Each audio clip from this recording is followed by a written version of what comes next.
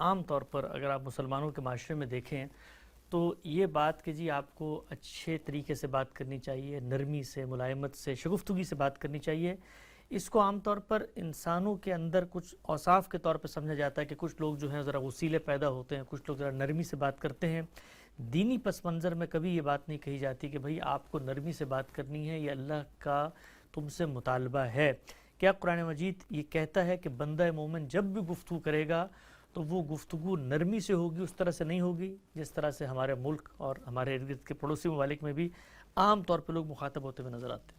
انسان کے اخلاقی وجود کو مذہبی فکر میں بڑی بنیادی حیثیت حاصل ہے۔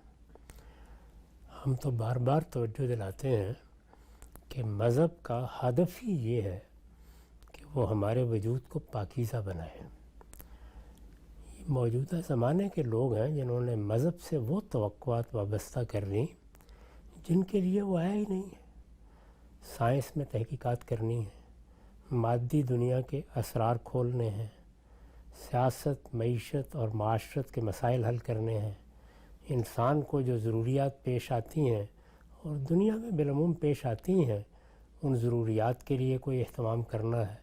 ان سب چیزوں کے لیے اللہ تعالیٰ نے دین نہیں دیا، ان کے لیے ہمیں عقل دی گئی ہے۔ وہ اللہ کی بہت بڑی نعمت ہے۔ انسان کو اللہ تعالیٰ نے عقل سے سرفراز کر کے ایک نئی دنیا بنانے کی صلاحیت دے دی ہے۔ یہ انسان کی عقل ہے جس کو اس نے جیسے ہی استعمال کیا ہے تو ہم یہ دیکھتے ہیں کہ وہ نئی سے نئی ایجادات کرتا چلا جا رہا ہے، مادی دنیا کے اسرار کھولتا چلا جا رہا ہے۔ ایک زمانے میں اس کے ہاں ذہین لوگوں کی زیادہ دلچسپی نفسی علوم سے تھی۔ اس کی تاریخ پڑھنے سے بھی معلوم ہوتا ہے کہ انسان نے اس میں غیر معمولی ترقی کی۔ ہمارے زمانے میں اس کی توجہات کا مرکز مادی علوم بنے ہیں۔ یہ دیکھ لیجئے کہ کیسی کیسی ایجادات ہوئی ہیں۔ سہولتوں کے پہلو سے دیکھیے تو گنی نہیں جاتی۔ تخریب اور تعمیر دونوں کے سامان کی الگ الگ فہرستیں بنائیے تو وہ بھی کوئی کم نہیں ہے۔ یہ سب چیزیں انسانی عقل اور انسانی عقل کے استعمال سے متعلق ہیں۔ مذہب کی ساری دلچسپی یہ ہے کہ میرا یہ وجود تمام سرگرمیوں میں پاکیزہ رہے۔ میں عقلی سرگرمیوں میں مصروف ہوں، میں سیاسی سرگرمیوں میں مصروف ہوں، میں معاشی جدوجہد کر رہا ہوں، میں اپنی معاشرت کی ذمہ داریاں ادا کر رہا ہوں۔ غرض یہ کہ زندگی کے ہر پہلو، ہر مرحلے میں میری طرف سے پاکیزگی کے سوا کسی چیز کا صدور نہیں ہونا چاہیے۔ اس کو آخری درجے کا ہدف بنایا گیا ہے۔ یعنی جس طرح سے ہمارے دین میں یہ بات واضح کی گئی ہے کہ سب سے بڑا معاملہ ہے ہی اخلاقی تطہیر کا۔ میرے اخلاقی وجود کو پاکیزگی کی انتہا تک پہنچنا چاہیے۔ اس کو رسالت مآب صلی اللہ علیہ وسلم نے بیان کیا ہے تو اس میں دیکھ لیجئے کہ یہ نہیں فرمایا کہ اس کے کسی درجے پر اکتفا کیا جا سکتا ہے۔ یہ فرمایا کہ بعثت لأتمم مکارم الاخلاق، یعنی میں تو اچھے اخلاق کو اس کے اتمام تک پہنچا دینے کے لیے مبعوث کیا گیا ہوں۔ میری بعثت اس لیے ہوئی ہے، مجھے بھیجا اس لیے گیا ہے کہ انسان کے اندر جو اخلاقی وجود ہے اس کی تطہیر میں آخری درجے میں کر دوں۔ تو اگر یہ مطلوب ہے کہ آخری درجے میں تطہیر ہونی ہے تو پھر ہمیں ایک ایک چیز کا جائزہ لینا ہے، اور وہ مذہب نے لیا ہے۔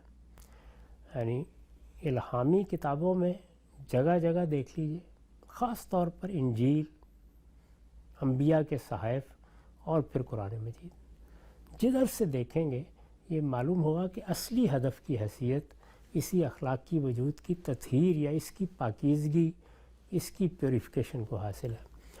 اس میں انسان کی زبان بڑی اہمیت رکھتی ہے۔ یعنی میرے باطنی وجود کا اظہار کس سے ہوگا؟ دو ہی چیزوں سے ہوگا، یا قول سے ہوگا یا عمل سے ہوگا۔ ہم جب انسان کے ساتھ معاملہ کرتے ہیں تو یہ دیکھ لیجئے کہ قول و عمل ہی زیر بحث آتے ہیں۔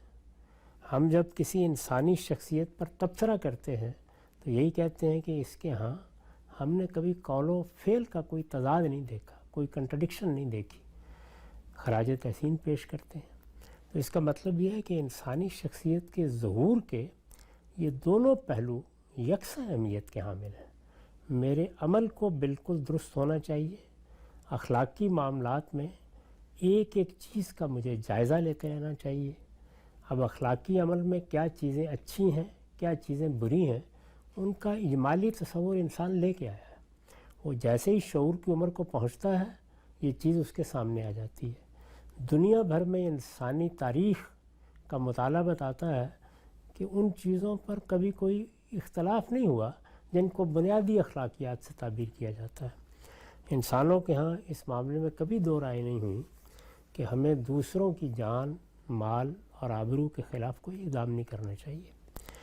ہمیں جو حقوق میسر آ گئے ہیں اور کسی شخص کے بارے میں، کسی گروہ کے بارے میں ہم مطمئن ہو گئے ہیں کہ اس کو یہ حق ملنا چاہیے تو پھر اس کو تلف نہیں کرنا چاہیے. اسی طرح سے فواحش کے معاملے میں انسان کا ضمیر ہمیشہ اسے متنبہ کرتا ہے کہ اگرچہ ایک جنس کی جبلت اس کے اندر موجود ہے لیکن اس کو حدود میں رہنا چاہیے. یہ ان حدود سے آگے بڑھے گی تو انسان کے وجود کی پاکیزگی پر اثر انداز ہوگی. یہ بنیادی تصورات موجود ہیں. ان بنیادی تصورات کو سامنے رکھ کر مذہب بھی اپنی تعلیمات بیان کرتا ہے، پیغمبر بھی اپنی تعلیمات بیان کرتے ہیں. تو اس میں جس طریقے سے وہ یہ بتاتے ہیں کہ انسان کو متکبر نہیں ہونا چاہیے، اس کو اپنے وجود اور اپنی حیثیت کا صحیح ادراک رکھنا چاہیے، اس کو جاننا چاہیے کہ وہ زمین پر خدا کا بندہ ہے، بندگی کے شعور کے ساتھ اس کو جینا ہے. وہ جب خدا کا بندہ ہے تو پھر اس کا یہ کام نہیں ہے کہ وہ اپنے آپ کو بڑی چیز سمجھے، شیخیاں بگھارے، دھون کی لے، بڑی بڑی باتیں کرے. پھر اس کو ایک متواضع انسان بننا چاہیے. چنانچہ اللہ تعالیٰ نے جب انسان کو اپنے دین کی حقیقت بتائی تو اس کو کس طرح تعبیر کیا؟ اس طرح تعبیر کیا کہ وما خلقت الجن والانس الا لیعبدون.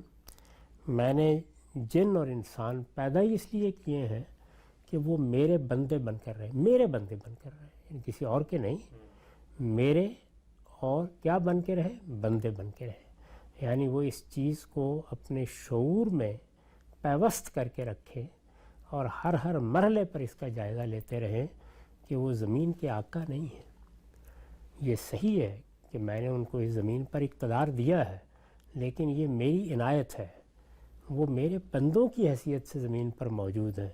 ان کا امتحان یہی ہے کہ وہ اقتدار جیسی قوت حاصل ہونے کے باوجود اپنے آپ کو بندہ سمجھیں.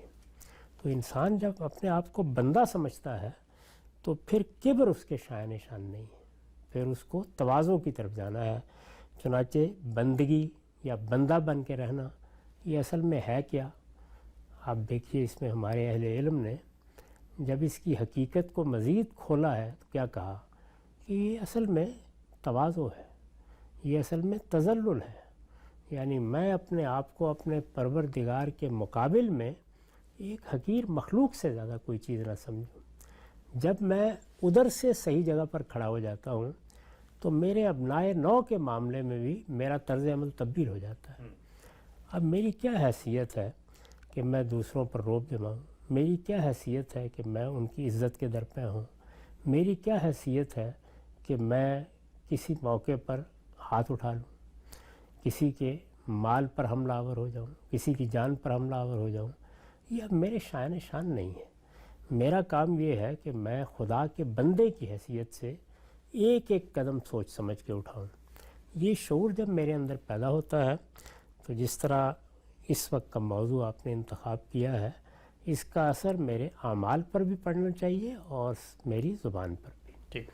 اس کو قرآن مجید نے اس طرح بیان کیا وَقُولُوا لِلنَّاسِ حُسْنًا، لوگوں کے ساتھ ہمیشہ اچھے لب و لہجے میں بات کرو. اب یہ جو قول حسن ہے یا یوں کہیے کہ بات کرنے کے طریقے میں حسن پیدا کرنا ہے، یہ ایک اجمالی بیان ہے لیکن اگر غور کر کے دیکھیں تو یہ ایک ایک چیز کا احاطہ کر رہا ہے. لفظوں کا انتخاب کیسا ہو، ان کو ادا کرنے کے طریقے کیا ہوں، انسان اپنے لب و لہجے کو پہلے دن سے کس طرح مہذب بنانا شروع کرے، جب اسے کسی سے بات کرنی ہو تو اس کے جذبات، احساسات اور مرتبے کا کیسے خیال رکھے، زبان سے جو الفاظ بھی نکالے وہ دوسرے تک پہنچنے ہیں تو یہ دیکھے کہ ان میں کوئی بیجا طنز تو نہیں ہے، تعریض تو نہیں ہے، وہ دوسرے کی توہین تو نہیں کر رہا، وہ اس کو اس کی جگہ پر رکھ کر اس کے ساتھ معاملہ کر رہا ہے. تو اس کو دونوں پہلوؤں سے تعبیر کیا جا سکتا ہے. اس پہلو سے بھی کہ میری بات، میری گفتگو، میرے انداز تکلم میں حسن ہونا چاہیے. اور اسی کو آپ ایک دوسرے پہلو سے بھی بیان کر سکتے ہیں کہ زیادہ تر نرمی کے ساتھ بات کرنی چاہیے، کیونکہ نرمی ایسی چیز ہے جو اپنی ذات میں بڑا حسن رکھتی ہے. بعض اوقات سختی میں بھی حسن پیدا ہوتا ہے اگر وہ اپنے موقع پر آتی ہے. بے موقع سختی حسن کے بجائے وہی چیز پیدا کر دیتی ہے جس کو قرآن نے بیان کیا کہ پھر تو انسان جانور بن کے رہ جاتا ہے. یعنی وہ گھر میں داخل ہوا ہے چیختا چلاتا ہوا، بچوں سے بات کر رہا ہے تو چیخ چلا کے، بیوی کے ساتھ بات کر رہا ہے تو اسی لب و لہجے میں، کسی وقت کوئی بحث کرنے کی نوبت آ گئی ہے تو آستین چڑھائی ہوئی ہے، منہ سے کف نکل رہے ہیں، یہی صورتحال ہے. ہمارے ہاں سید احمد خان نے ایک بڑا اچھا مضمون لکھا ہے بحث و تکرار کے عنوان سے. اس میں انہوں نے تصویر کھینچی ہے کہ انسان کو دیکھنا چاہیے کہ انسانوں کی مجلس میں اور کتوں کی مجلس میں کچھ فرق تو رہے. باقی ہمارے ہاں عام طور پر یہ دیکھا ہوگا، سیاست پہ گفتگو کر کے دیکھ لیں، مذہب پہ گفتگو کر کے دیکھ لیں. میں نے بارہا دیکھا، زیادہ زمانہ لاہور میں گزرا ہے، کہ چھوٹے چھوٹے محلوں میں دکانیں ہوتی ہیں، وہاں لوگ آ کے بیٹھ جاتے ہیں چائے پینے کے لیے، کچھ کھانے کے لیے. ان میں لکھا ہوتا ہے کہ یہاں مذہبی اور سیاسی گفتگو ممنوع ہے. کیوں ممنوع ہے؟ اس لیے کہ مذہب سے بھی لوگوں کے جذبات وابستہ ہوتے ہیں، سیاست اس سے بھی زیادہ لوگوں کو جذباتی کر دیتی ہے. اب جب جذباتی ہو گئے ہیں تو کوئی لحاظ نہیں، دوسرے کو رائے قائم کرنے کا حق ہی نہیں دے رہے آپ. فوراً اس کی نیت پر حملہ آور ہو جائیں گے، اس کے محرکات طے کرنا شروع کر دیں گے.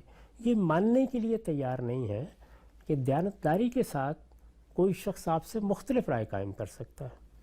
زیادہ سے زیادہ یہ کہیں گے کہ اس کی اس رائے کے نتیجے میں تو فلاں فساد پیدا ہو رہا ہے. تو یہ بات بھی دوسرے کو دلیل کے ساتھ بتانی ہے. اس کا لحاظ کیے بغیر جب آپ گفتگو کرتے ہیں تو دوسرا آدمی رد عمل میں مبتلا ہوتا ہے. رد عمل کی نفسیات پھر تمام چیزوں کی باغ آپ کے ہاتھ سے لے لیتی ہے. پھر وہ رد عمل ہے جو جس طرف چاہتا ہے آپ کو دوڑاتا چلا جاتا ہے. اس میں پھر آواز بلند ہو جاتی ہے، اس میں گفتگو چیخوں میں تبدیل ہو جاتی ہے. اس میں بعض اوقات بعض لوگ جن کی زیادہ تربیت اچھی نہیں ہوتی وہ دشنام ترازی پر اتر آتے ہیں، گالم گلوچ کی نوبت آ جاتی ہے، الزامات لگانا شروع کر دیتے ہیں. تو یہ ساری چیزیں جتنی ہیں ان سب کو سامنے رکھ کر قرآن مجید نے کہا ہے کہ اگر تم ایک چیز کر لو اور وہ یہ کہ اپنی بات کے انداز میں حسن پیدا کر لو اور اس میں انسانوں کی تہذیب پیدا کرو، نرمی کے ساتھ بات کرو، وغضض من صوتک، اس میں نرمی پیدا ہو، پستی رہے تمہاری آواز میں، تنہا یہ عمل تمہارے پورے طرز استدلال پر اثر انداز ہو جائے. سبحان اللہ، سبحان اللہ. تو اس لیے بڑی اعلیٰ نصیحت ہے جو اللہ تعالیٰ نے فرمائی.